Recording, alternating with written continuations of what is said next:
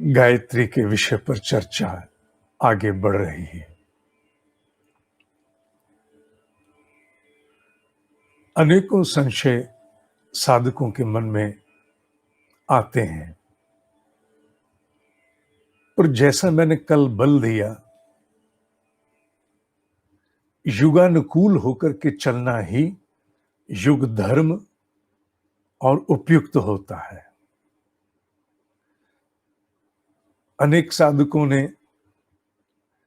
यह भी कहा कि सूर्य की दिशा के साथ क्या गायत्री जप करते समय मुख सूर्य की तरफ होना चाहिए? मैंने कहा हां, होना चाहिए। अगले क्षण प्रश्न आने शुरू हो गए, पर जैसे ही दिशा बदलेगी तो हमारे कमरे में तो टॉयलेट का दरवाजा उधर है, उधर मुंह करके तो मुझसे जप नहीं होगा। किसी ने कहा कि किसी तरफ कूड़ा घर है, किसी तरफ कोई पावर ग्रिड का स्टेशन है, कोई दुकानें हैं, जो भी। तो फिर युगानुकूल सिद्धांत ही कार्य करेगा। संभव हो पूर्व दिशा सूर्य उदय की दिशा की तरफ मुख करके बैठो, पर अगर उस दिशा में कुछ ऐसा है जो तुम्हें भाव स्थिर करने में बांधता है, तो जो उपयुक्त दिशा दिखती है उसका भेद त्याग करके उधर बैठो। सूर्य का आच्छादन तुम्हें हर स्थान पर प्राप्त होगा। इस भाव से मुक्त हो जाओ।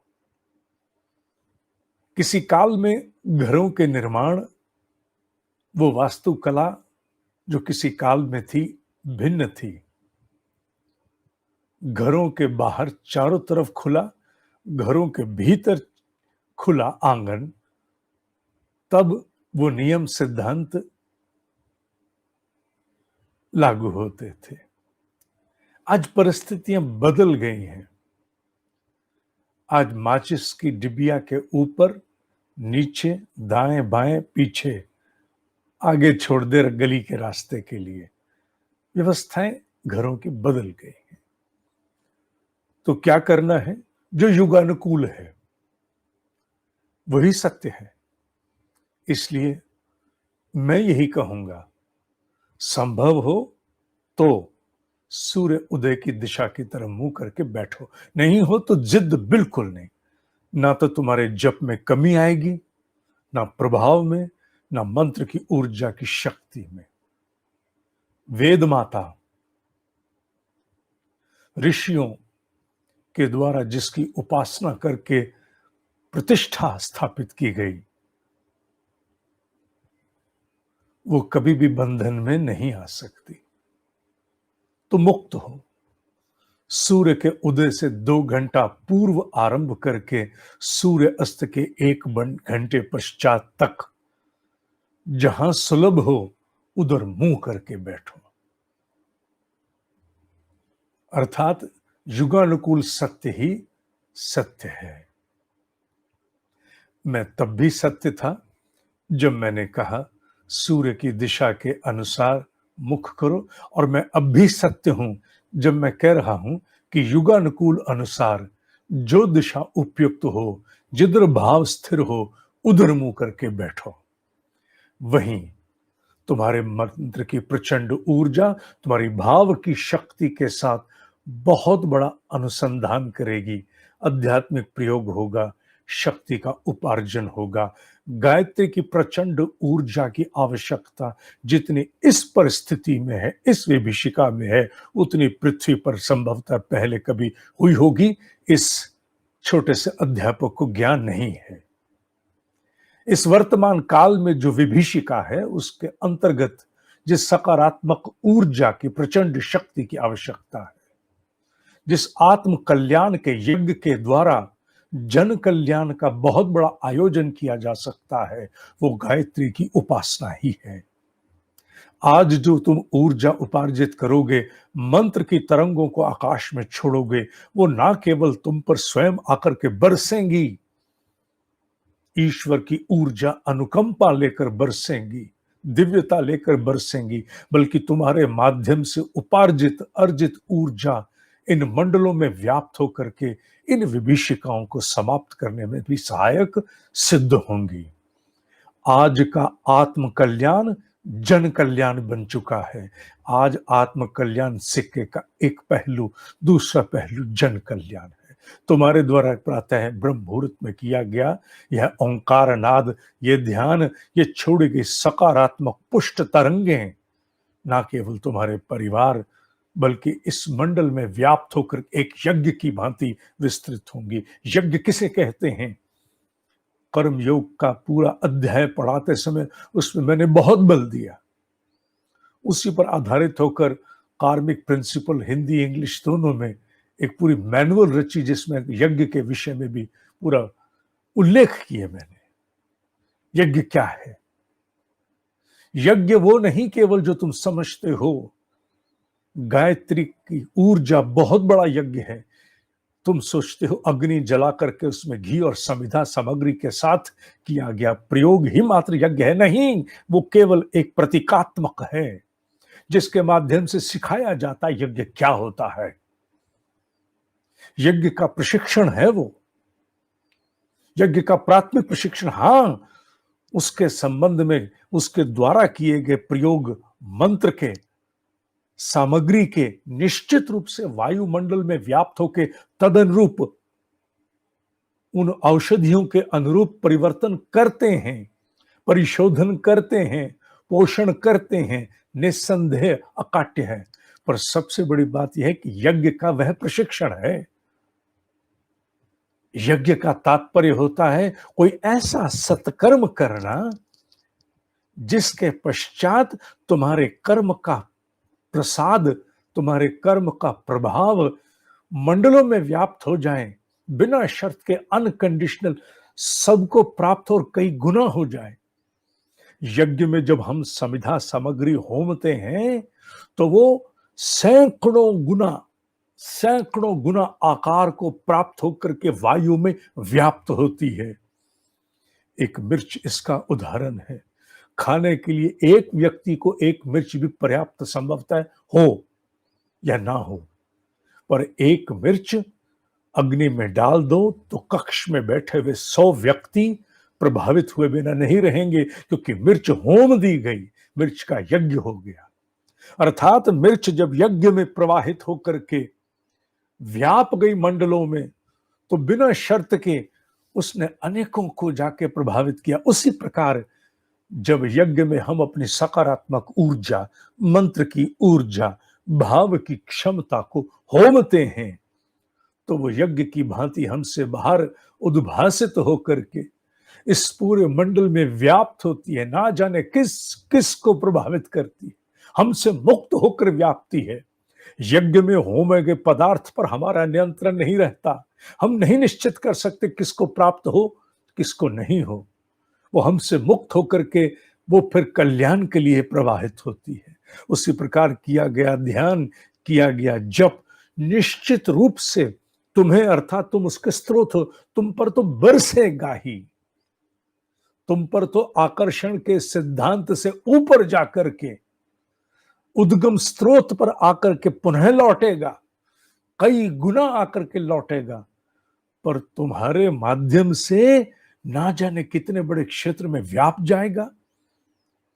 ये यज्ञ है, ये यज्ञ है, ये यज्ञ है। हर मंत्र जब तुम भीतर बोलते हो, वो तरंग तुमसे मुक्त होकर के जब निकलती है, तो वो तरंग सुनिश्चित करती है कि तुम पर भी वापस अनेकों गुना प्रसाद लेकर आए, पर साथ साथ बाहर जाकर के मुक्त रूप से बहुत कुछ करे। ये यज्ञ है, बहुत बड़ा यज्ञ है। इसलिए आज की विभीषिका के अनुरूप ये आत्म कल्याण बहुत बड़ा जन कल्याण है। आज वर्तमान काल में गायत्री की उपासना इस प्रकार का सत्कर्म आत्मानो मोक्षार्थ जगत हिताय च, दोनों एक साथ है, दोनों एक साथ। आत्मानुमोक्षार्थ भी निरंतर और जगत हिताय च भी स्वतः ही होता चला जा रहा है। इसके प्रभाव का प्रत्यावर्तन बहुत बड़े स्तर पर जाकर के मनुष्य को प्रभावित करता है। मनुष्य अनेकों गुना अपने भीतर ऊर्जा को धीरे धीरे अनुभव करना शुरू करता है। हां, केवल नियम उतने साधने हैं एकाग्रता बनाने के लिए, वो सब कुछ जो पिछले गायत्री के 5-6 भागों में बताया गया, इतना नियम बस। इससे सरल, इससे सहज कोई प्रचंड साधना नहीं हो सकती जिसके द्वारा इस पृथ्वी के समूचे कार्य संभव हैं। जिनकी चर्चा मैंने की वो भी, जिनकी चर्चा नहीं की वो भी, और जो तुम्हारे मन में कहीं होंगे वो भी। पर ध्यान रखना, अग्नि सब कुछ जलाती है, पर सभी अग्नियां सभी कुछ नहीं जला सकती। चूल्हे की अग्नि पर भोजन बनता है, लोहा नहीं पिघलता। इसका अर्थ नहीं कि अग्नि का सिद्धांत परास्त हो गया। जितनी इंटेंसिटी शब्द का प्रयोग कर रहा हूं अंग्रेजी में, सघनता, जितनी इंटेंसिटी होगी उतना प्रभाव निश्चित होता है, निश्चित हो, अकाट्य है, ऋषियों का अमोघ वचन है। इसलिए कड़ाई के साथ अनुशासन का पालन करना, कठोरता के साथ अनुशासन का पालन करते हुए गायत्री की उपासना करते हुए आगे बढ़ना। मन को भीतर घुसने का स्थान मत देना। मन को तो घुसने के लिए जरा सा स्थान चाहिए। विश्वामित्र का एक बहुत सुंदर प्रसंग आता है, सत्य असत्य मैं नहीं जानता, मैंने सुना, कहता हूं, और बहुत उपयुक्त है। वृक्ष के नीचे आसीन हो, विश्वामित्र उपासना में लीन, किसी विशेष कार्य के लिए उनकी उपासना को, उनके ध्यान को भंग करना अनिवार्य। किसी भी प्रकार से अप्सराओं के द्वारा ध्यान भंग नहीं किया जा रहा। कामदेव भी भयभीत हैं, दृष्टि खुली तो भस्म। दृष्टि खोलने की जिम्मेवारी कोई ले तो मैं बीच में आऊंगा, अन्यथा नहीं, अन्यथा मैं नहीं आने वाला। ऋषियों को सुझाव प्राप्त होता है कि ब्रह्म ऋषि अपने समूचे अस्तित्व का पोषण प्राप्त करने के लिए प्रतिदिन जिस वृक्ष के नीचे बैठे उसकी छाल को एक बार चाटते हैं। एक बार चाट करके ही उनको पोषण प्राप्त हो जाता है। बिना नेत्र खोले पोषण ले लेते हैं, शरीर की ऊर्जा पुष्ट हो जाती है। जहां उनकी जीभ चलती है वहां शहद लगा दो, वहां शहद लगा दिया गया। ऋषि अभ्यास के अनुसार ध्यान अवस्था में लीन हुए छाल चाटते हैं, पुनः लीन, अगले दिन फिर शहद, तीसरे दिन फिर शहद, चौथे दिन सुझाव आता है आज मत लगाओ। चौथे दिन ऋषि फिर चाटते हैं, वो स्वाद लें, फिर चाटते हैं, स्वाद लें, तीसरी बार चाटते हैं, ध्यान भंग, उतने में अप्सरा आगे। मन को मार्ग देने के लिए उपासना काल में तपस्वी को अपने तप के लिए अपने अनुशासन को कड़ा करना आवश्यक है।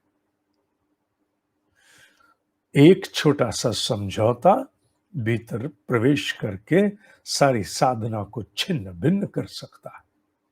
अगर इस पृथ्वी पर कोई एक चीज है जिसका विकल्प नहीं,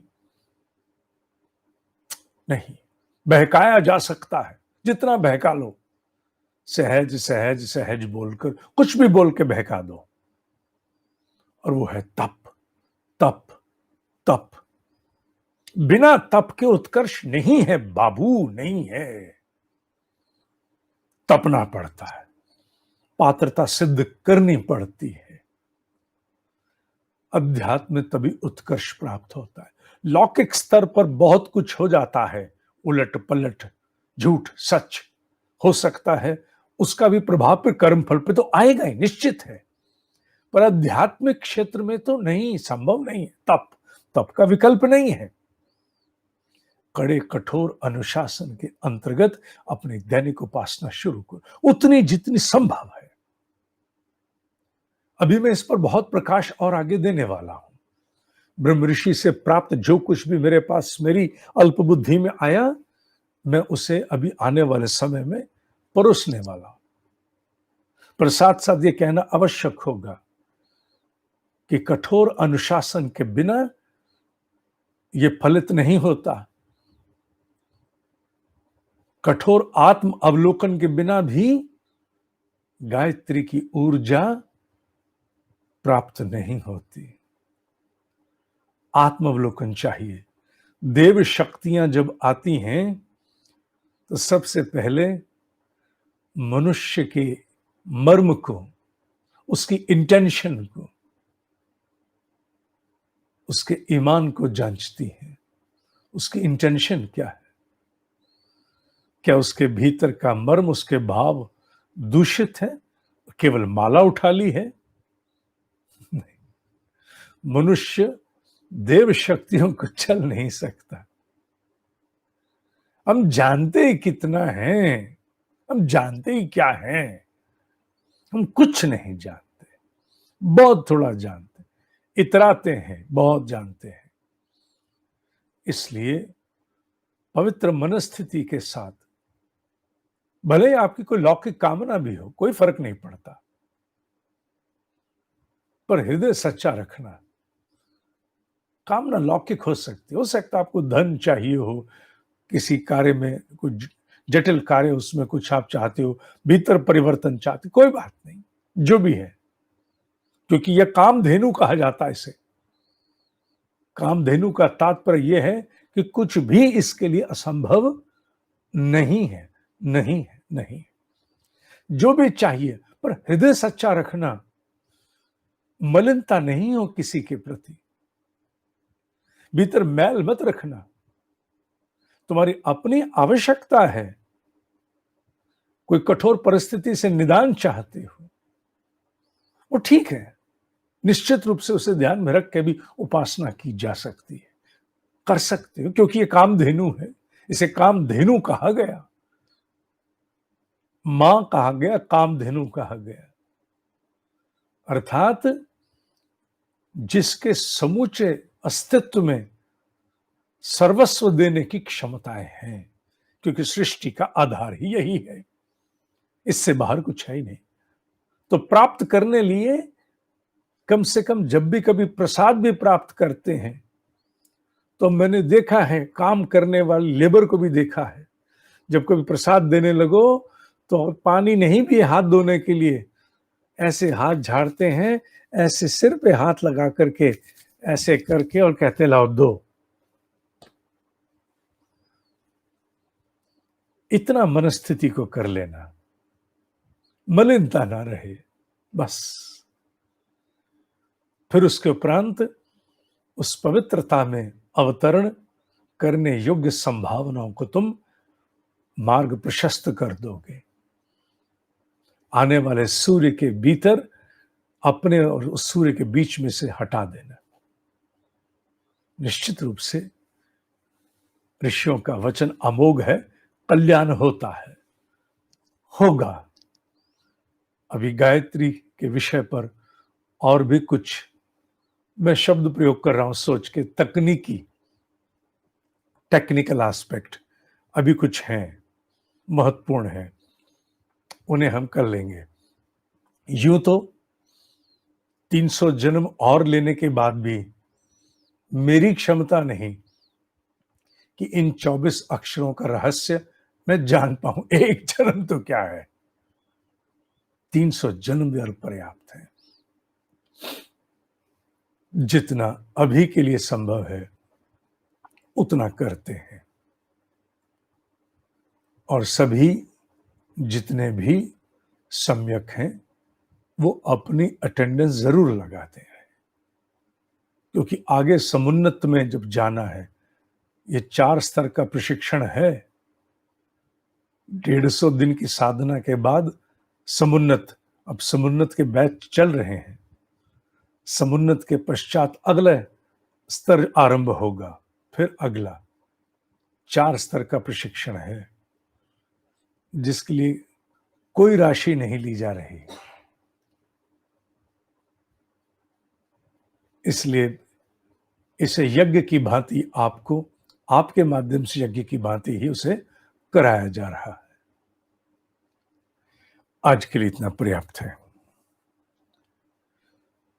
ओम शांति, शांति, शांति।